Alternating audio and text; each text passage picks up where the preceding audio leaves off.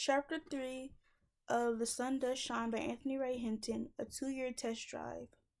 If you are big and brave enough to throw a rock, you'd better be big and brave enough to hide your hands behind your back when you get caught. To show your hands and you own up to what you've done. Buller Hinton. Mary Lee Mine, number 2, 1975. There was blood everywhere. I could feel it on my face, taste it as it rushed like a waterfall into my mouth, over my chin, and down the inside of my shirt. I wanted to spit, but it was like my lips didn't work. So I just tried to turn my head so I wouldn't choke on the blood or get sick from the coppery sweet taste of it. The pain was sharp and hot, and it felt like my whole head had been split right in two. I could feel something hanging below my lip, but as much as I wanted to run my hand over my face to hold it together, I knew that whatever was bleeding wouldn't be helped by the toxic filth of Mary Lee get into it. I never really believed I would end up working the coal mines, but it was the only place I could get a decent wage right out of high school. There wasn't many options for me after graduation. No scholarship, no college, no opportunities other than those I could make for myself. Hell, we didn't even have $10 extra to pay for my class ring when I graduated. The mines were the best paying job around, and as much as I had sworn I would never work them, I wasn't going to turn my back on a decent job. Good jobs were few and far between, and there were long lines of men trying to get on at the mines. I had a leg up because we lived in Praco, because my dad had been a company man, and because I knew a few of the white guys from high school who put in a good word for me with the superintendent. My ability to get along with the whites also helped. I didn't have any reputation from school or from town for causing trouble. I was responsible for installing the long steel bolts that support the roof and kept it from falling. Whether it was whole roofs that caved in or crushed miners or heavy rocks falling loose from between the bolts, death came from above in a mine. You could literally be knocked senseless like my dad, or have your skull bashed in by a loose boulder, or sliced open by a razor-sharp pail of shell raining down from the 40 feet above. Pinning, as we called it, wasn't an easy job. No job in the mines were easy. Most days we were working in small shafts and tunnels where we had less than 4 feet of height to maneuver in. You ride the elevator down almost a mile, and then you get in shuttle cars that you ride for miles in dark, dank air in a world with no light and no color. It's dark where you go down in the mornings, it's dark all day, and it's dark when you get outside at night. It wasn't easy to maneuver the machinery in the boats, some of them 8 feet long, and drill holes into solid rock and secure the boats with steel plates. But it had to be done and done right, or men would die. Some days it felt like the best you could do was pray that the roofs held up. I hated every second of it. I wasn't meant to be kept in a small space. I didn't like to be hunched over, to feel like walls were slowly closing in on me, and there was no place to run, no place where there was light and air, and no space for a man to breathe. I didn't know much, but I knew that God didn't make me to live underground or in a small space. It felt like climbing into your own coffin every day.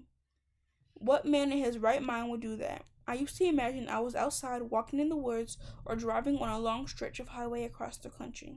I didn't have my own car, but I loved to drive. I would ride that elevator into the mine, but in my head I was traveling across Alabama and out west. I'd drive through Texas and New Mexico. Some days I'd make it all the way to the Pacific Ocean, but other days I'd hang a left in Texas and travel down through Mexico and make it into Central America, where I'd dance with beautiful women in Honduras and Panama. Other times I'd go north and visit the Great Lakes before heading to the wide open skies of Montana and then up into Canada. I was never sure how far north a person could drive. Was Greenland up there? Could you actually drive to Alaska or the North Pole? I didn't know, and I didn't care for cold weather like that, so I'd always turn my imaginary car around in Canada. Some days I would go up to Maine to eat lobster drenched in warm butter, and other days I would go swimming in Key West, Florida. In my mind, I would travel anywhere but into that black, dark pitch where every breath was full of float dust that brought coal and rock and dirt into your lungs, where it settled in and took root as if to punish you for disturbing it in the first place. I grew up with old men who hadn't gone into the mines in 20 years but still turned their handkerchiefs black every time they coughed or blew their noses or wiped their foreheads on a hot summer day. I saw other men dying before they even got a chance to retire, watching them struggling to breathe from lungs that were full of sickness that didn't have a name. I remember my mom making soups and cakes and bringing them to women who had lost their husbands to the mine. So many soups and so many cakes, and so many women and children left on their own. Growing up, it seemed like every month men disappeared from Praco, and I remember thinking that the mine openings were actually the months of great big monsters that lived underground. And when the men walked in, they were chewed up and either spit out or broken like my dad, or they were swallowed up and gone forever. I didn't want to die in the mine, or sweat cold for the rest of my life, or have the mine grow in my lungs until it choked everything out. But what else was a guy to do when he was ready to work and earn his way in the world? Working for a minimum wage in a fast food joint where white people still didn't want to see that a black man might be touching their food didn't settle well with me either. The sad truth was the best way to go up in the world was to go down into the mines. And the most dangerous job, the better it paid. The ambulance ride was a blur, but I remember seeing my sister waiting at the top of the mine when they brought me out. She was crying because all the blood and I didn't understand why. The paramedics said they couldn't put an oxygen mask on my face. I tried to tell them about the monster and how it had chewed me and spit me up and out, but there was too much blood in my mouth. I couldn't move my lips the right way to get to the words out. So it seemed easier just to close my eyes and imagine I was back in Panama, and there was a beautiful woman in a red dress that left her brown shoulders bare who wanted to dance with me. So I held her in my arms and we danced in slow circles around and around and around while the ambulance sirens played their music. The rock that virtually sliced off my nose fell down from about 20 feet above me that day. I was lucky that even though it was heavy enough to cause a concussion and sharp enough to slice through my face like it was butter, there was no permanent damage other than a large scar across my face from the 22 stitches it took to put me back together again. I like to say that I never went back down in the mine after that day, but then I'd be lying. I worked in that mine for 5 years long. There was no big event that caused me to leave the mines. One day I just woke up late and the sun was shining and I could hear birds chirping and the sky was the brightest blue I had ever seen. And I just knew I couldn't go down in that dark place again.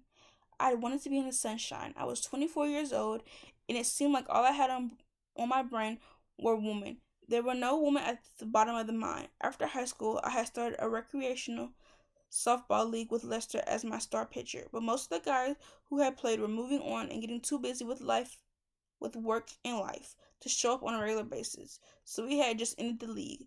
Lester had gone down in the mines too, but he worked over at Bessie Mine, not the Mary Lee, and he had no plans of giving up a solid job anytime soon. He just shook his head at me when I told him I'd rather be poor in the light than rich in the dark. Lester put his head down and went to work and didn't complain one way or the other. I admired that about him, but life pulled at me in a different way and I dreamed of big adventures. Beautiful woman in a life where a man could be rewarded for his hard work without putting his life at risk. I imagined going to law school or even a business school. I would wear silk suits and I imagined myself as a CEO or a lawyer who could out-argue anyone in a courtroom.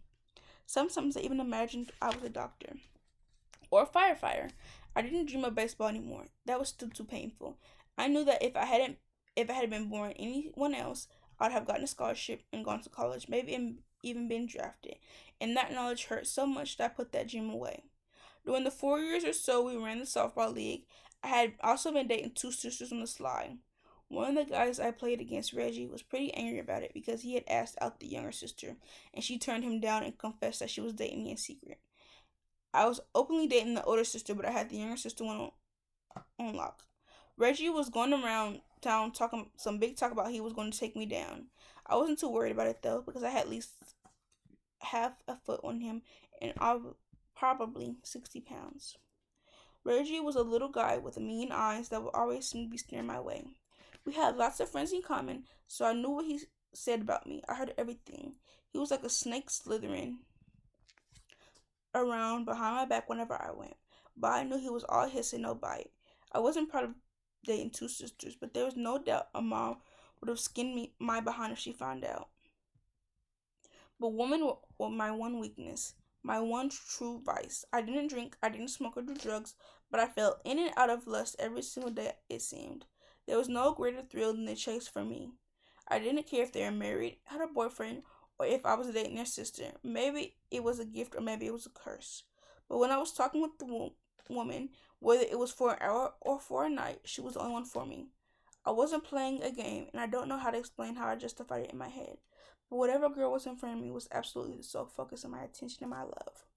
My favorite thing when one of my friends would tell me a girl was out of my league, give me 5 minutes, I would answer, and it never failed. I could sweet talk any woman until she was weak in the knees, and I meant every word I said to every single one of them. I believed it till they believed it. But the minute I was away from them, I was out of sight, out of mind. Like I said, women were my weakness, my kryptonite, and my Achilles heel all rolled into one. And on more than one occasion, I felt a woman's house right when her boyfriend or husband was coming home. There was no doubt that I was a sinner during these weeks, but on Sundays, I always went to church with my mom and prayed for forgiveness. Come Monday, though, those women would fill my head again, and while I knew it was wrong, I also knew that in my own way, I genuinely cared about every single one of them. The one big obstacle to both my work life and my dating life was a vehicle. We had been forced to move out of Praco, Alabama, by products first closed the store and then officially gave notice that company housing was over. They served final eviction notice right before Christmas 1981, which didn't make the people who were still there too happy.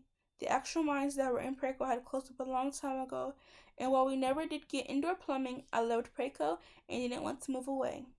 We left our house on the back of a truck and moved it to a piece of land in Burnwell, a short ways away from Praco. I was the youngest child and the one who expected to stay with my mom and help her out. All but two of my siblings had left Alabama together. It wasn't an easy place to live. Some had gone north to Ohio. My brother Lewis had gone all the way to California. Staying with my mom wasn't an obligation, though. It was a joy. I loved her more than anything, and I couldn't have lived anywhere else knowing she didn't have anyone to help her out. Her happiness was my happiness and the other way around. And that's the way it had always been and always would be. I also didn't mind her cooking for me. She would cook for me any time of day and night. Moving out of Payco meant I needed a car more than ever. Every time you hitchhiked, you never knew what you were getting into. I had gone from hiding from strange cars on the road to getting into strange cars because I was desperate for a ride. It was a risk because it wasn't like the world had given any safer for a black man.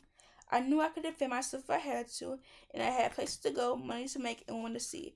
But I couldn't get a job without a car, and I couldn't buy a car without a job, so I was stuck, and I was so tired of being without, of wanting, of wanting to struggle, of struggling to make a dollar outside the mine.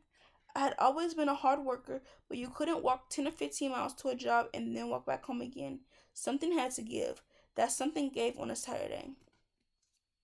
I woke up, put on my best church clothes, had breakfast with my mom, kissed her goodbye, and then caught a ride into Vestavia Hills from a friend of mine. I had him drop me off a few blocks away from a car lot I had seen before. I don't want to say what happened next was premeditated, exactly, but it was one of those times when you are looking at yourself doing something good and it's like you're watching a movie. Some days you want to be someone else so much. It's like you really believe that you are that imaginary person. And on that Saturday, I wasn't a poor kid from Praco who was struggling to keep a job. I was a guy just out of college who had landed a great corporate position and was shopping for a brand new car. I walked up and down the rows of cars, and while I had spent many nights imagining myself driving a new Monte Carlo, or a Buick Regal, or a Pontiac Grand Prix, it was the Cutlass Supreme that caught my eye that day. It was shiny, sky blue, two-door beauty, with blue velvet seats to soft. They felt like clouds and four headlights that made it look like the car had a face, and that face was just smiling just for me. I stopped in front of it on the lot just long enough for the salesman to take notice and move in for the kill. She's a beauty. I smiled at the salesman. He was a white guy with long sideburns and brown hair that looked like it was getting a bit thin on top. She sure is a beauty for sure, I said. I couldn't do any better than the Cutlass. I shook the hand he held out to me. You don't take her for a test drive? I nodded. I like that. I'd like to see how she drives. The salesman smiled, thinking he had his commission in the bag. I watched as he walked into the single-story building and then came out with a set of keys. These belong to you. He held out his hand and it felt like it was moving in slow motion, but I watched as my own hand reached out and grabbed these keys. Be sure to open her up on the highway. You'll be surprised at what she can do. I opened up the driver's side door and kept smiling as I climbed in. He slammed the door shut and slapped his hand 2 times on the roof. I put the key in the ignition and turned it. The velvet seats smelled like a new toy, a new bat, a new pair of shoes, and every other wonderful new thing you could think of all mixed together. It smelled like Christmas morning and Easter Sunday and Thanksgiving dinner, and my birthday all rolled into one. I had never breathed in sweeter air than the air inside the car when I turned the key in the ignition. I drove out the lot and took a right. I drove around some of the smaller streets downtown for about 20 minutes. I felt strong and powerful and like there was nothing in this world I couldn't do. And when I finally took the on-ramp and merged on the highway, I pressed my foot down on the gas pedal and listened to the engine roar. I drove that car south toward Montgomery for more than an hour, and when I turned her around and headed back towards Birmingham, it seemed like nothing at all to pass the exit that led to the car lot and instead head back to my mama's house, where I knew dinner would be waiting. I couldn't wait to show her my new car. I couldn't wait to tell her that life was going to change for us. In that moment, I felt a hope so big I thought my heart might jump right out my chest. I knew everything was going to be different, and that's when I decided to really open up to her and see what this car could do. She was a beauty, and she was all mine. I drove that car for 2 hours. I installed 2 years. I installed a brand new Pioneer stereo system that I was able to buy because I had a car to drive to my new job at a furniture store. I kept the car in pristine condition, washing and waxing her every weekend. My mom was happy I could drive her to the store and to run errands. She was always straight up in that car, with a big smile on her face. I'm not proud that I was riding dirty with my mom, but I never ran a yellow, failed to come to a complete stop, or drove 1 mile over the speed limit. 2 years after I drove that car off the lot, I swear she was in better shape than when I got her, but it had started to gnaw at me. My mom trusted me, and every single time I drove with her at my side, I started imagining what would happen if we got in an accident or broke down the side of the road and the police came. What would she think of what I'd done? I wanted to return the car, but I didn't know how to explain that the car was suddenly gone. I felt trapped in a line that had grown so big I couldn't find my way out of it.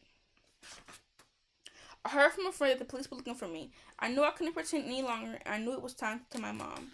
I don't think I've ever been more scared to tell anyone anything, but there was no avoiding it. I felt sick to my stomach. I could daydream all I wanted, but there was a guilt living in me that had been growing for years. Now I felt like it was festering and rotting out everything good inside me. The last thing I wanted was to do to hurt my mom. She was standing at the sink when I walked behind her and wrapped my arms around her shoulders. She wasn't a small woman, but she always felt tiny compared to me. She lifted a wet hand and patted my arm in a hug. "What's this now?" she asked. "I need to tell you something serious." She turned off the sink and dried her hands on a dish towel. "Well, let's have a seat now. You don't talk about something serious standing up." I set the table and waited until she got 2 glasses and a pitcher of sweet tea out the refrigerator. "And you never talk about something serious without having a drink," she added. She poured the tea and sat to my left at the table. "Now what's all this fuss about?" I did something wrong." She looked in my eyes and took a sip of tea. She didn't say anything. My mom could say more in silence than most people could say in a 10-minute speech. She rated, sipped more tea, then she nodded at me and the whole story came out. I told her about the test drive and wanted to be someone different from who I was, and how I had never paid for the car, and how everything was crashing down and I didn't know what to do. She took another sip of tea and looked at me with the saddest eyes I'd ever seen. "Are you sorry?" "Yes." "Are you gonna make it right?" "Yes, ma'am."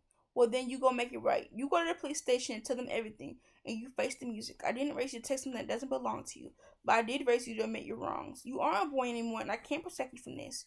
You admit what you did to them, police, and then you admit what you did to God. He will forgive you, and so will I. But you need to choose who you are, Ray. You need to choose what kind of man you're going to be. You need to choose now. I know you will choose right. I know you will." I heard a little hitch in her voice when she said that, and the shame poured over me. This was not who I wanted to be. I was going to choose the right way, the way that would make my mama proud. She put her hand on my face and shook her head, and I vowed right then and there at that kitchen table I would never do anything to put the look of hurt in my mama's eyes again. I didn't care if I had to walk everywhere for the rest of my life or if I had to go back to the mines. I was going to only travel the straight and narrow. I was going to be the son my mama deserved and the son she raised to be. Lester was at work, so I called another friend to drive me to the police station. It was a relief. I confessed my sins and I accepted it when they locked me in the jail. I went to court in September 1983. I admitted my guilt and I was sentenced to a year and a half in prison. But since I was given 2 days for every 1 day, while I had been waiting for court to make a deal, I ended up having to spend only a few months in a work release program. I went to Kilby prison, just to be processed, but I was only there long enough for them to get my name into the system. My mom and one of four of my neighbors picked me up in Birmingham on the day I got off work release. When I went to see Lester as soon as I could, "You're doing all that nonsense now?" he asked. I thought long and hard about the kitchen table conversation with my mom, and I knew that being in jail was the best thing that could have happened to me. Prison wasn't for me. There was nothing glamorous about it. The food was horrible, the smell was horrible, the lack of freedom made every cell in my body ache. No car, no money, no job, and no girl was ever worth risking my freedom for. I would be on parole for a year and a half or so until August 1985. I didn't mind. I could have been on parole for 50 years for all I cared. And I knew I could never ever do anything that was outside the law. I could never do anything that would take me away from my life or put that look of hurt in my mama's eyes. At night away from home, I spent a lot of time thinking about who and what mattered in this life. God mattered, Lester mattered, my freedom mattered, and most of all, my mom mattered. Everything else in life was just weather that was passing through. As God is my witness, I said to Lester and lifted my right hand in the air. He gave a little snort. I'm serious, I said. As God is my witness, I will never take something that doesn't belong to me again.